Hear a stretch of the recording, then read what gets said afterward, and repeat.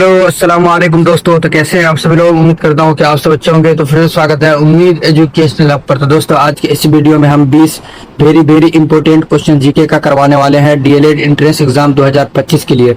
ये क्वेश्चन मैंने question bank से निकाला है। ये वो क्वेश्चन है जो बार बार एग्जाम में पूछे जाते हैं, इसलिए मैंने क्वेश्चन बैंक से छांट कर 20 क्वेश्चन आप सभी के लिए रिवाइज करवाने के लिए आया हूँ। तो चलिए दोस्तों बिना देरी करते हुए क्वेश्चन नंबर 1 को देखते हैं बिना टाइम गवाए। तो चलिए दोस्तों क्वेश्चन नंबर 1 में देखिए। क्वेश्चन नंबर 1 में है बाघ परियोजना की शुरुआत कब हुई थी। तो बाघ परियोजना की शुरुआत पूछ रही है। ए 1972, बी 1973, सी 1974 और डी 1975। तो एक का जो है राइट आंसर हो जाएगा 1973 ईस्वी में बाघ परियोजना की शुरुआत की गई थी। ठीक है दोस्तों, भारत में बाघ परियोजना की शुरुआत 1973 ईस्वी में हुई, जिसका उद्देश्य बाघों के संरक्षण प्रदान करना होता है। ठीक है दोस्तों, चलिए 2 नंबर क्वेश्चन में देखिए। 2 नंबर क्वेश्चन में भारत में कोयले का सर्व प्रमुख उत्पादक राज्य है। ए पश्चिम बंगाल, बी झारखंड, सी उड़ीसा और डी में है छत्तीसगढ़। तो भारत में कोयले का सर्व प्रमुख उत्पादक राज्य झारखंड होगा। क्या होगा, दो का बी होगा आंसर। ठीक है दोस्तों, झारखंड होगा।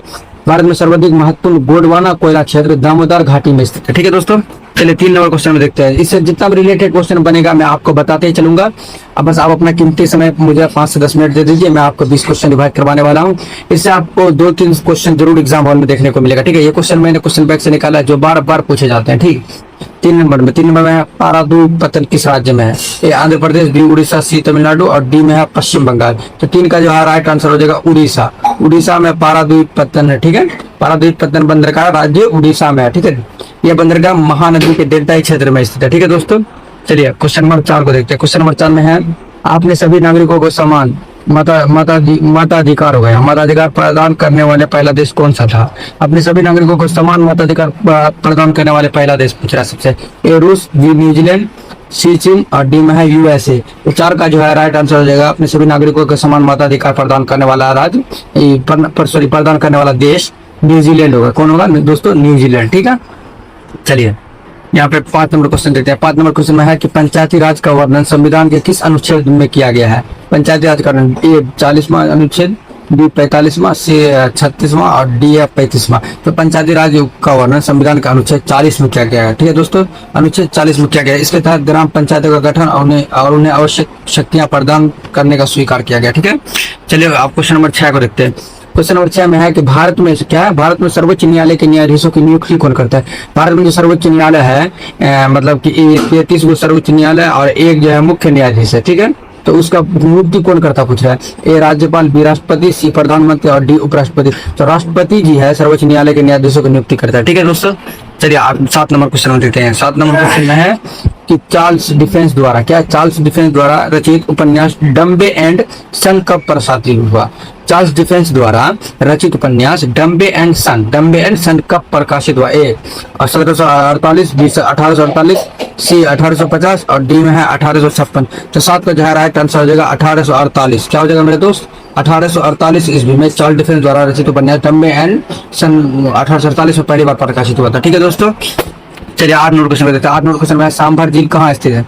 ए बिहार में, बी झारखंड में, सी गुजरात में और डी राजस्थान में। तो सांभर झील जो है मेरे दोस्त वो राजस्थान में स्थित है। ये थार मरुस्थल के पूर्वी सिरे पर खारे पानी की झील है। ठीक है दोस्तों, ये भारत की सबसे अधिक खारे पानी की झील है। इसे 1990 में रामसर स्थल घोषित किया गया था। ठीक है, याद रखिएगा। चलिए 9 नंबर क्वेश्चन देखते हैं। 9 नंबर क्वेश्चन में एटलस क्या है।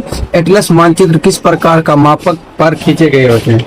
तो एटलस मानचित्र किस प्रकार के मापक पर खींचे जाते हैं। ए अनंत, बी बहुत बड़ा, सी छोटा और डी में है बहुत छोटा। तो 9 का जो है राइट आंसर हो जाएगा बहुत छोटा। ठीक है, क्या हो जाएगा 9 का, एटलस मानचित्र बहुत छोटा मापक पर खींचे होते हैं। ठीक, चलिए 10 नंबर क्वेश्चन देखते हैं कि 10 नंबर क्वेश्चन में है विकास की स्थिति के आधार पर संसाधनों को क्या विकास की स्थिति के आधार पर संसाधनों का के रूप में वर्गीकृत किया गया है। कितने रूप में वर्गीकृत किया गया। ए संभावित, बी विकसित स्टॉक और सी में आरक्षित और डी ये सभी। तो 10 का जो है राइट आंसर होगा ये सभी। ठीक है, विकास की स्थिति के आधार पर संसाधनों को संभावित, विकसित, स्टॉक तथा आरक्षित रिजर्व के रूप में वर्गीकृत किया गया। ठीक है दोस्तों, चलिए 11 नंबर क्वेश्चन में देखते हैं। 11 नंबर क्वेश्चन में है कि झारखंड में कोडरमा निम्नलिखित खनिजों में से किसका एक प्रमुख उत्पादक है।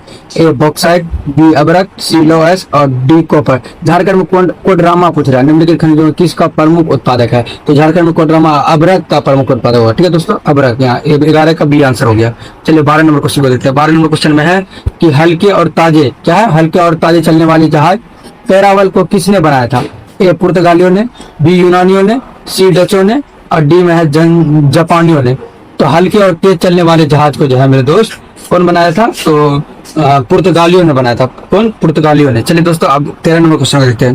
तो 13 नंबर क्वेश्चन में है वाणिज्यिक अनाज की खेती में निम्नलिखित में से कौन सी फसल उगाई जाती है? ए गेहूं, बी मक्का, सी इनमें दोनों, डी इनमें से कोई नहीं। 13 का जो है राइट आंसर हो जाएगा सी, इनमें से दोनों। गेहूं और मक्का को जो है ना वाणिज्यिक अनाज की खेती में फसल उगाई जाती है। ठीक है दोस्तों 14 नंबर क्वेश्चन को देखते हैं। 14 नंबर क्वेश्चन में है कि निम्नलिखित में से कौन सी फसल गोल्डन फाइबर के रूप में मानी जाती है? कौन सी फसल गोल्डन फाइबर के रूप में मानी जाती है?